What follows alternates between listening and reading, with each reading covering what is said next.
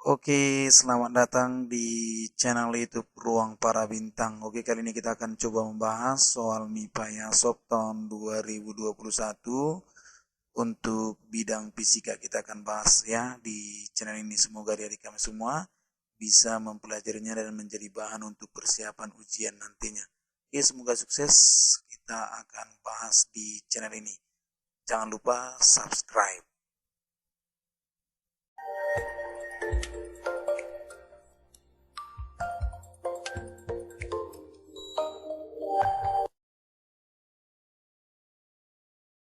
Oke, kembali lagi ke pembahasan soal IPA Fisika 2021 Yasot ya. Oke.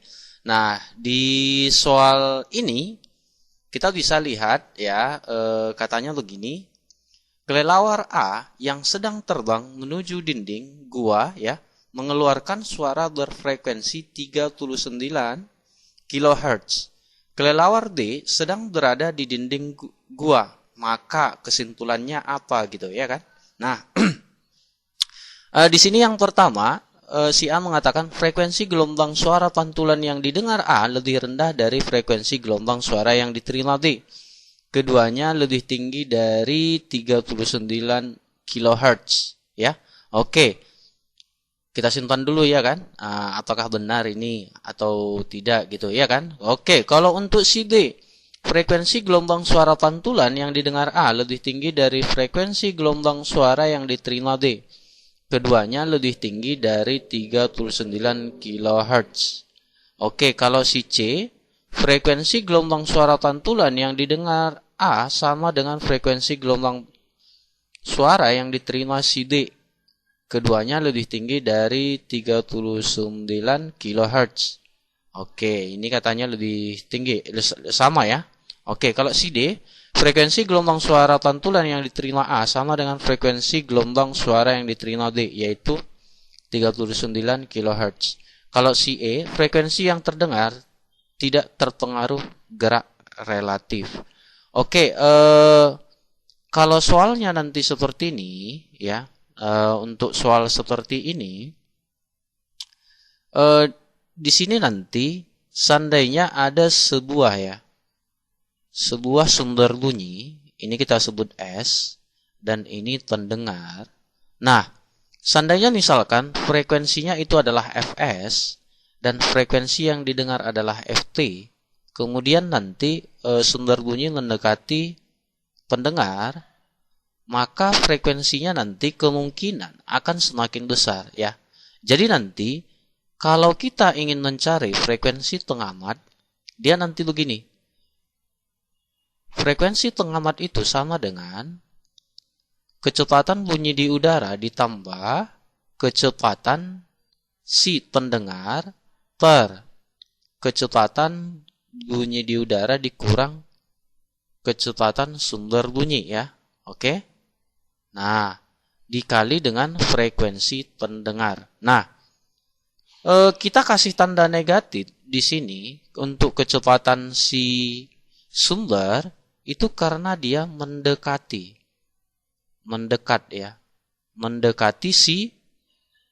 si pendengar, atau kita buat aja si VT.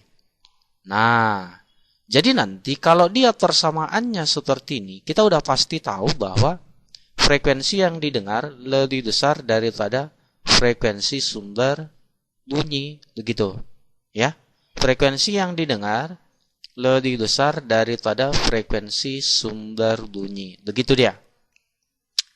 Nah, jadi seandainya misalkan kelelawar, ini kita buat ya, ini dinding. Nah, ini dinding nih. Kemudian ini kelelawar A ya. Nah, kita buat ini kelelawar D. Dan ini dalam keadaan diam gitu. Jadi kalau misalkan ini sumber bunyinya dibunyikan ya, atau dipancarkan ataupun ditransferkan ya, nanti pantulannya itu akan didengar oleh si D itu sama dengan ya, pantulan ataupun frekuensi yang didengar si D itu pasti lebih besar daripada frekuensi sumbernya begitu. Nah, jadi kesimpulannya adalah frekuensi yang didengar si D itu lebih besar daripada frekuensi sumber bunyi. Nah, ya, itu dulu clue-nya. Tapi coba kita lihat option-nya di sini, ya. Kalau si A katanya frekuensi gelombang suara pantulan yang didengar A lebih rendah daripada frekuensi gelombang suara yang diterima B. Keduanya lebih tinggi dari 39 kHz. Nah, kalau jawaban si A menunjukkan bahwa katanya frekuensi yang didengar si A itu lebih kecil daripada frekuensi yang didengar si D. Nah, ini masuk logika. Kenapa? Karena si D lebih dekat dengan ujung pantulan. Ya, lebih dekat dengan ujung pantulan. Jadi nanti frekuensi yang didengar si D itu lebih besar daripada frekuensi yang didengar si A. Ya, oke. Kemudian, kalau sumber bunyi yang didengar itu pasti lebih besar daripada 39 kHz, gitu ya.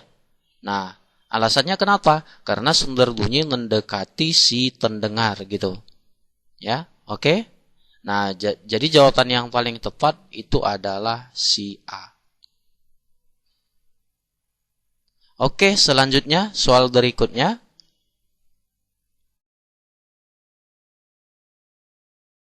Soal berikutnya yaitu tentang seutas tali dilewati gelombang yang merambat dengan kecepatan 4 meter per sekon dan bagian-bagian tali berisolasi ya, naik turun dengan frekuensi 10 Hz.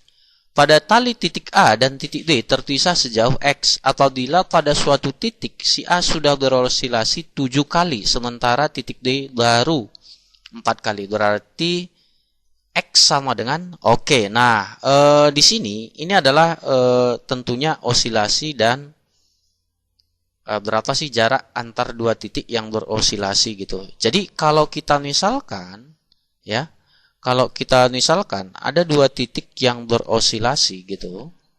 Nah, ya. Misalkan ini titik A gitu ya kan. Ini titik D. Yang ditanya itu berapa sih jaraknya jika osilasinya masing-masing sudah dikasih tahu. Nah, osilasi itu sebenarnya bisa kita ibaratkan osilasi ya, itu sebenarnya getaran gitu. Nah, kalau dia satu kali osilasi, berarti berapa kali getaran gitu, berapa kali terjadi getaran, getarannya gitu, ya kan?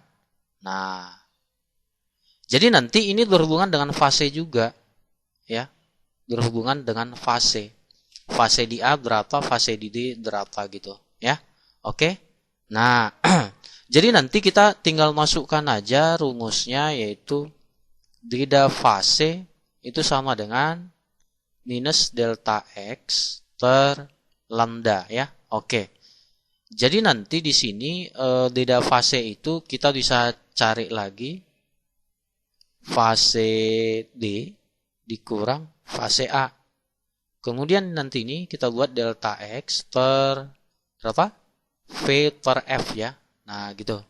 Jadi fase di D itu dia terjadi katanya 4 kali berosilasi. Berarti fasenya kita anggap 4 kali ya. Berarti ini 4 dikurang 7 sama dengan delta X per V per F. Berarti V-nya berapa? 4 ya. 4 per 10. Jadi ini hasilnya berapa? Minus 3 sama dengan minus delta X per 4 per 10. Nah, ini nanti 10-nya naik ke atas, jadi kita kalikan aja langsung kali 10 ya. Atau kita buat dot aja ya, biar dia lebih nampak. Ini 10 per 4. Jadi kita dapat delta X-nya di sini sama dengan, ini jadi positif ya. 3 kali 4, 12 per 10. Ini meter. Kemudian kita buat 12 per 10 kali 100 cm. Hasilnya itu adalah 1200 ya.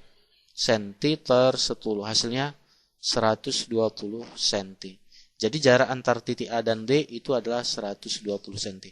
Jawabannya adalah B ya. Oke, soal selanjutnya.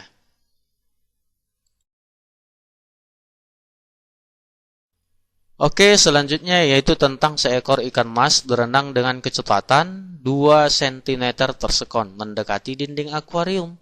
Seorang pengamat melihat ikan mas tersebut dari sisi luar dinding akuarium yang didekati oleh ikan mas tersebut.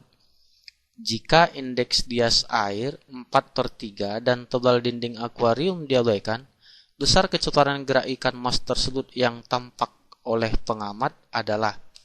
Oke, jadi begini ya.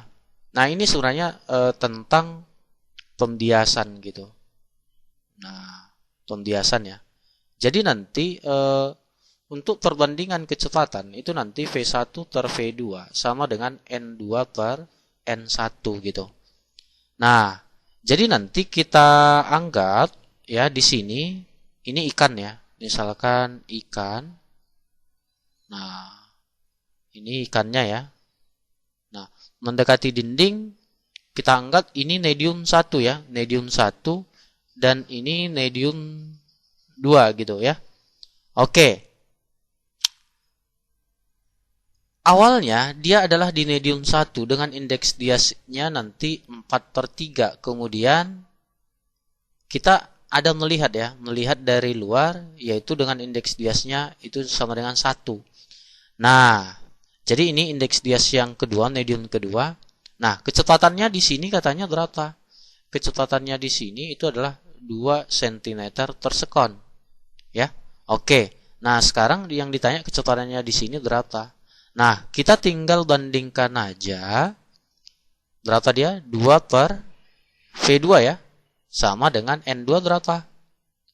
1 per 4/3. Jadi nanti V2 sama dengan 2 kali 4/3 sama dengan 8/3 cm per sekon. Jadi jawabannya adalah E ya. Oke. Demikian penjelasan dari saya. Semoga pembahasan ini bermanfaat untuk kalian. Terima kasih. Sampai jumpa di pertemuan berikutnya.